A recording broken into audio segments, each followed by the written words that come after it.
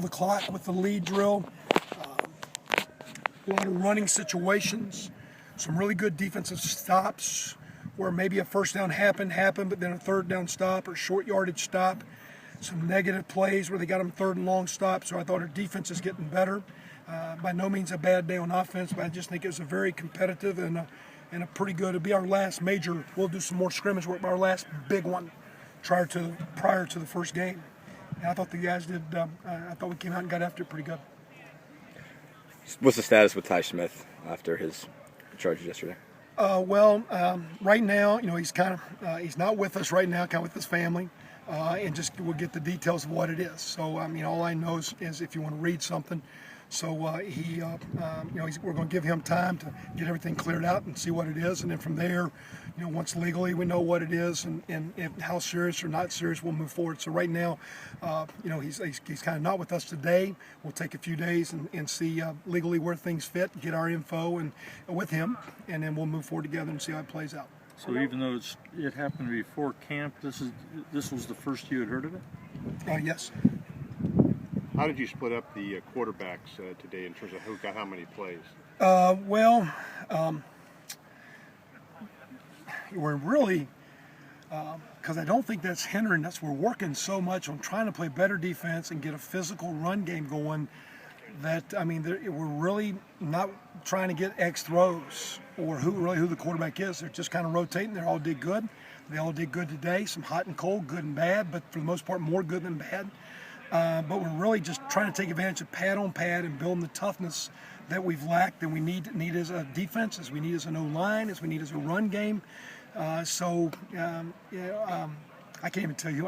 We started with our option period to work a little bit of that full go today. So we, the first guys going wasn't even running our offense for the first 15, 20 plays, just to emphasize that today. So, but I don't even know who went first. So, but they're all doing good. But our deal through this week was to keep bringing the defense, getting 11 guys, getting the ball, getting tougher, getting guys on the ground, and trying to get the offensive line, tight ends, receivers, and running backs running the ball like a good team needs to run. Are you seeing that from the running standpoint and then the run defense? Both run defense really is gaining, and we're lining up. We're getting lined up clean. Our eyes where we're supposed to be, canceling gaps, getting off gaps, playing for better effort.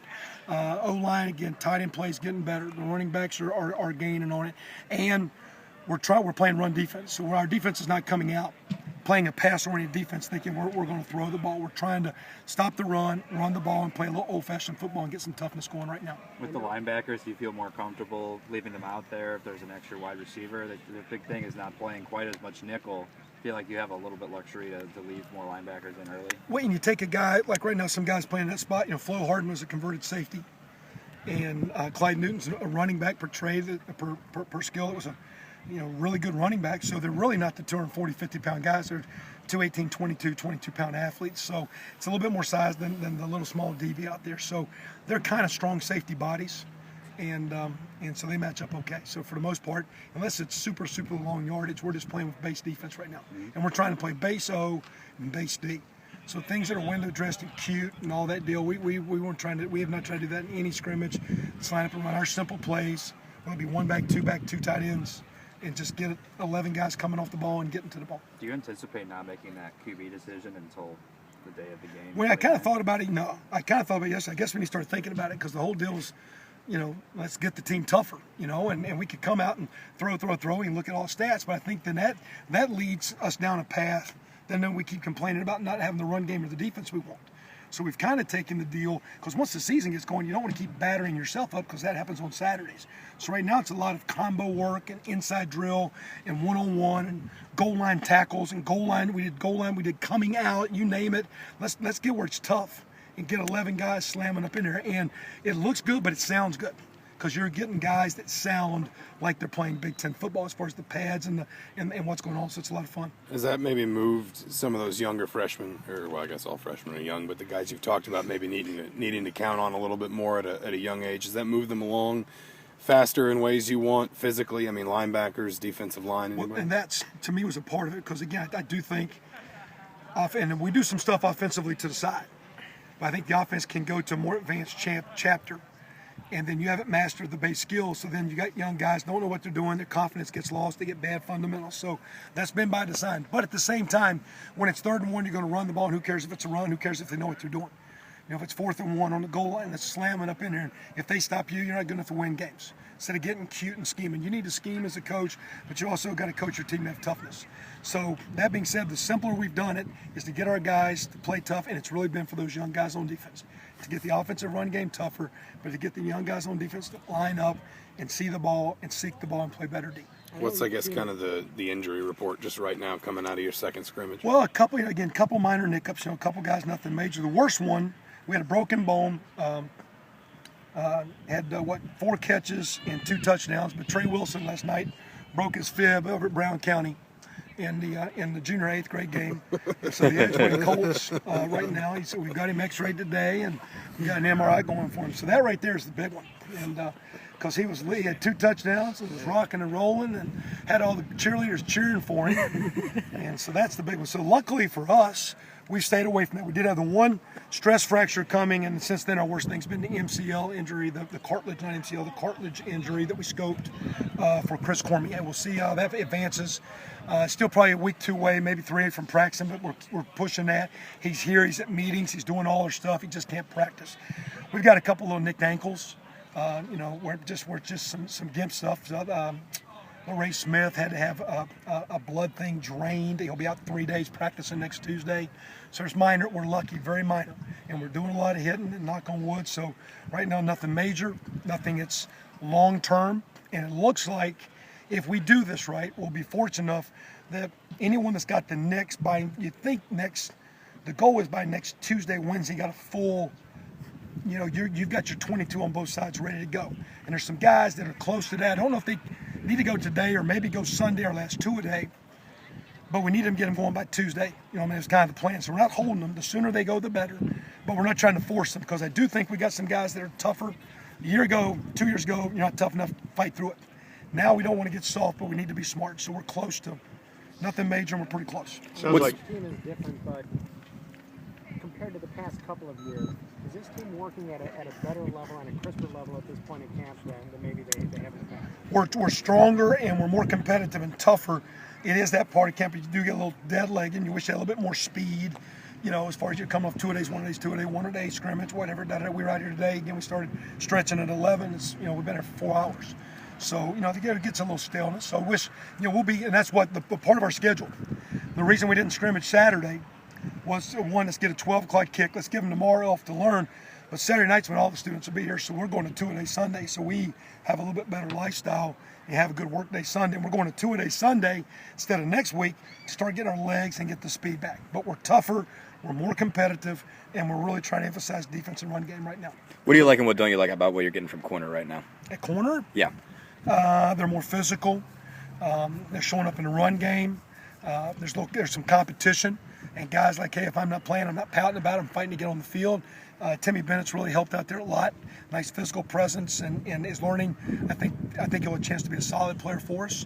And then we'll see between Brian, Ryan Thompson, Hunter, Kenny Mullen, how the other spot plays out. But they're doing good. It seems like one of the things do you start your game week next Friday then? Yes, that would be basically to us a Sunday routine. And so we will go through, and we'll actually go through practicing on Sunday, Monday, Tuesday, Wednesday. Next Thursday, we're going to have our tailgate event here. So anyone comes to tailgates open, we're actually going to have a game simulation deal where we won't scrimmage. We'll probably get some young guy work, but we'll go out and run kicking teams on the field, and it'll be a non-tackle type of do it like a game. Headphones, warm up, go to the locker room, take the field, play the fight song, do whatever you do to kind of get into this is how you play a game as far as all the the rhythm of the game and all I do. We just won't tackle. So we got, again, 2 a day Sunday. We'll go pretty good Monday, Tuesday, Wednesday. Thursday won't be an all-out assault scrimmage, more of a mock game. Friday would be our off day, and then we're into a Monday, Tuesday, Wednesday, starting Saturday, Sunday, Monday. That would be our routine leading up to game week. Those cornerbacks talked about how a big thing that they feel like they've advanced on this year is just trusting the defense, doing their own job, not worrying about what's going on at other positions where maybe the last couple of years they struggled with that. I mean, is that Does that just come with experience, or is that something that still needs to grow in your eyes? Well, I think that's the gist of a lot of the guys, because when you don't believe in yourself or teammates, you start worrying and doubting and thinking about things. So, hey, I'm not sure if he knows what to do, so I need to hang in here more than, hey, my eyes are here, do my job. So at the end of the day, you need to have the confidence and trust to do your job. So when you're new coaches or you're a new player, there's always that. We talk about walking a 2x4, you put it on the ground, everybody walks it, raise it up at the stadium and start walking and take those steps, where if you fall, like when my man went across the canyon, there's a greater risk. It's the same walk, but the risks are greater. And so it's about, when the risks get greater, do you keep your trust? And when you're a young team, which we've been, and I think we'll go next year, I think we're going to be considered one of the more veteran teams coming back with starts in the country, probably top 10 or 15. I think we also have the fourth fewest seniors. So we've got a combination of, we're still youthful, we're still experienced, got some game experience. When you lack that game experience, it's easy to start worrying about things that don't matter. When I'm talking to quarterbacks all the time, hey, blah, blah, blah, blah, blah. Now, by the way, if that's dead weight, let's don't talk about that. Am I cluttering your mind? Are you so worried about where the nose guard is for a running play, you forget to just read the safety on curl flat plays because you got dead weight? Like in the golfing world, you're worried about things instead of once you play, see it, react, let it play. So we always talk about dead weight. When you're a young player, whether it be corner, linebacker, you name it, you worry about things that don't matter. It causes you to get out of position and not be as good as you need to be. You Real said quick all on along them. you liked your offensive line and the way that it's performed. Are they kind of leading the charge in terms of physicality? Okay. I kind of like against some of the young defense and D linebackers what they're starting to bring with it, and so again, we're getting a little back and forth. You know, Coach Patton and Fabris are doing a good job. There's enough depth where guys aren't wearing down. We're stouter over there. You lose good players with Replogo and Black and Sliger, but you got bigger, stronger guys, and so there's some competition. Those guys are fighting. So I think I think we're getting it. O-line's doing good. But again, there's some young guys starting to get this thing. A long way to go, but they're figuring it out. Real quick on the corners, did you, was it by design that you kind of went with some bigger bodies over there at corner? And what corner? Yeah. 1-2 because of Antonio, you know, Dutra coming in, Murphy. You know, you got a little bit more depth at safety. Tim was a very good safety. But again, weight-wise, he's $185, 90 in this league. They're going to run the ball, and everybody talks about run game. You think D-line. The teams that are really good, it's where the linebackers, corners, safeties fit. You know, I remember like years ago, you're always talking to coaches, well, do you want to run this play to a 3 technique or this play? I go, where's that linebacker and safety you can't block? Those are the guys that mess with you, those extra bodies. Really good defenses know, get their players to learn how to cheat the defense, be in unblocked position, get their eyes on things, and when it's pass, they can also play good defense. And so it's, you know, Timmy Bennett being a little bit, and Ryan Thompson, you got a little more size out there, so you're going to have guys show up and support the run. You also have 2 guys that can run, so hopefully the coverage will be good. All right. Okay, thanks guys.